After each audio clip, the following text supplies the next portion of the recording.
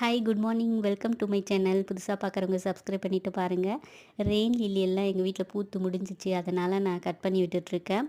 இந்த மாதிரி கட் பண்ணி விடும்போது நிறைய பூக்கள் பூக்கும் நெக்ஸ்ட்டு சீசனுக்கு.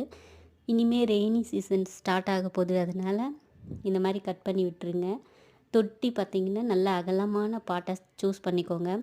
நீங்கள் ஒரே ஒரு கிழங்கு மட்டும் நீங்கள் வைக்க போகிறீங்கன்னா இந்த மாதிரி சின்ன சின்ன பாட்டே போதும். 8 இன்ச்சு 10 இன்ச்சு நீங்கள் வந்து ஒரு பாட்டுக்கு ஒரு கலர் சூஸ் பண்ணி வச்சு அதில் நேம் வந்து டேக் பண்ணி வைங்க. பார்க்க சூப்பராக இருக்கும். உங்களுக்கும் பேரோடு பார்க்கும்போது சிலதெல்லாம் பேர் தெரியாமல் மறந்துடுவோம். அதனால் அந்த மாதிரி டேக் பண்ணி வச்சுக்கோங்க.